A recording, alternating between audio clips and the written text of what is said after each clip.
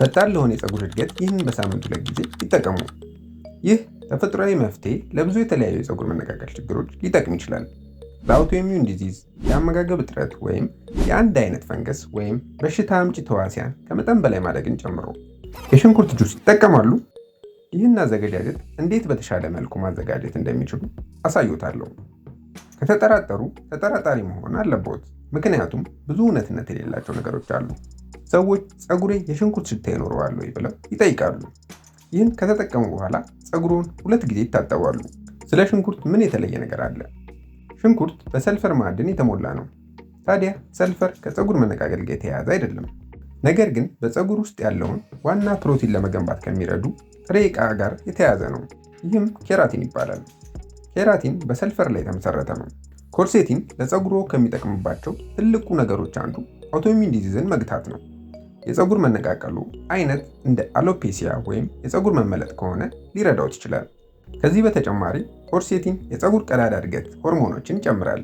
ከሁሉም በላይ ደግሞ ኃይለኛ ጸረ ተዋሲያን በመሆኑ የራስ ቆዳውን ከይስት፣ ከፈንገስ እና ሻጋታ እድገት ይከላከላል። እንዲሁም የራስ ቆዳው ላይ እንደ ፎረፎር ወይም ሌሎች ችግሮች ካሉ ሊረዳዎት ይችላል። እንዴት እንደሚያዘጋጁት ልንገሮት እና ይህን አሰራር ከፍ ወዳለ ደረጃ ለማድረስ ጥቂት ማሻሻያዎችን እነግሮታለሁ። የሽንኩርት ጁስን ለፀጉር እድገት እንዴት መጠቀም ይቻላል? ይህ አጠቃላይ የምግብ አሰራር በኦርጋኒክ ቀይ ሽንኩርት ላይ የተመሰረተ ነው። ምክንያቱም ቀይ ሽንኩርት ብዙ ኮርሴቲን አለው። አንድ ሽንኩርት በትናንሽ ቆራርጡ እና በሽንኩርት መፍጫ ውስጥ ከተው ይፍጩት። ከዛ የተፈጨውን በነጠላ ጨርቅ በማድረግ ፈሳሹን ማስቀመጫ ዕቃ ላይ ያጥልሉት። በመቀጠል ፀጉሮን በውሃ ካራሱት በኋላ የሽንኩርቱን ውሃ ፀጉሮ ላይ በማድረግ በደንብ ከስር ጀምረው ለተወሰነ ደቂቃ ፀጉሮን ይሹት እና ለ30 ደቂቃ ያህል ይተዉት። የሻወር ኬፕ መጠቀም ይችላሉ። ከዛ ፀጉሮን በደንብ ይታጠቡት። የሽንኩርቱን ሽታ ለማስወገድ ፀጉሮን ሻምፖ በመጠቀም 2 ጊዜ ይታጠቡት። ይህን በሳምንት 2 ጊዜ ለ4 ወይም ለ6 ሳምንታት ያህል ያድርጉ። ከፀጉሩ እድገት አንጻር ከ3 ወይም ከ4 ሳምንታት በኋላ ለውጥ ሊያዩ ይችላሉ። ለፀጉር የሚሆኑ ምርጥ ምግቦች። ውጤቱን ወደ ላቀ ደረጃ ለማውጣት መሞከር የሚችሏቸው 2 ነገሮች አሉ። የመጀመሪያው በጣም አሪፍ ነው። ሁለተኛው ደግሞ ከዚያም የበለጠ አሪፍ ነው። በቀላሉ 5 ጠብታ የሮዝመሪ ዘይት ወደ ሽንኩርት ጭማቂ ውስጥ ይጨምሩ። የሮዝመሪ ዘይት በጣም ልዩ የሚያደርገው ነገር ምንድን ነው? በ2015 በተደረገ አንድ ጥናት የሮዝመሪ ዘይትን ለአሎፔሲያ ወይም የፀጉር መመለጥ የሚሰጠውን ጥቅም ከሌሎች መድኃኒቶች ጋር በማነጻጸር የሮዝመሪ ዘይት የበለጠ ውጤታማ ሆኖ ተገኝቷል።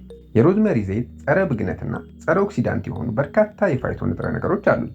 እነዚህ ንጥረ ነገሮች የራስ ቆዳን በማነቃቃት የደም ዝውውርን ይጨምራሉ። ይህም ለአውቶኢሚዩን ችግሮች በጣም ጥሩ ነው።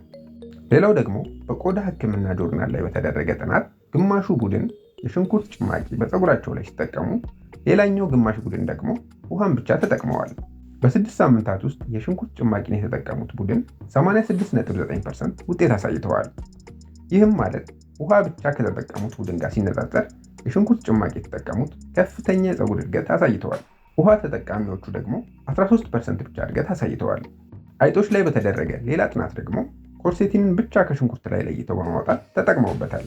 በዚህም ምክንያት በታከሙት ቡድኖች ላይ የፀጉር እድገት ታይቷል። ባልታከሙት ቡድኖች ላይ ግን ምንም አይነት የፀጉር እድገት አልታየም። የሽንኩርት ጭማቂን ለፀጉር እድገት የተሻለ ውጤት እንዲሰጥ እንዴት ማድረግ ይቻላል? በመጀመሪያ አንድ ሽንኩርት ይላጡና ቆራርጠው በመፍጫ ውስጥ ከተው ይፍጩት። በመቀጠል የተፈጨውን ሽንኩርት ዕቃ ውስጥ ከገለበጡ በኋላ 8 ኩባያ ውሃ ይጨምሩበት። በመቀጠል 1 የሻይ ማንኪያ የውሃ እርድ ይጨምሩ እና ግማሽ የሻይ ማንኪያ ማር በማድረግ በደንብ ያዋህዱት። የነጠላ ጨርቅ ወይም ቀጭን ማጥለያ በመጠቀም ያጥልሉት እና ለ72 ሰዓታት ያህል እንዲብላላ ያስቀምጡት። በሁለተኛው ቀን ትንሽ የካርቦን ዳይኦክሳይድ አረፋዎች ብቅ ሲሉ ያያሉ። በዚህ ጊዜ የኮርሴቲን መጠን እየጨመረ ነው ማለት ነው። ምክንያቱም ረቂቅ ተዋሲያን ብዙ ቪታሚኖችን ስለሚፈጥሩ በውስጡ ያለው የተመጣጠነ ምግብን እንዲጨምር ያደርጋሉ። በተጨማሪም የሽንኩርት ጭማቂውን ፒኤች ወደ 5 አካባቢ በመቀየር ለራስ ቆዳ በጣም ጠቃሚ ይሆናል። አሁን ይህን ውህድ ፀጉሩን ካረጠቡ በኋላ የራስ ቆዳው ላይ በማድረግ ለተወሰነ ደቂቃ ይሹት እና ለ1 ሰዓት ያህል ሻወር ኬፕ አድርገው ያቆዩት እና ፀጉሩን ሻምፖ በመጠቀም 2 ጊዜ በደንብ ይታጠቡት። ይህንም በሳምንት 2 ጊዜ ለ6 ሳምንታት ወይም ከዚያ በላይ እየደጋገሙ ይጠቀሙ። ጠቃሚ የፀጉር እድገት ምክሮች። ሌሎች ልብ ልትሏቸው የሚገቡ ቁልፍ ነገሮች አሉ።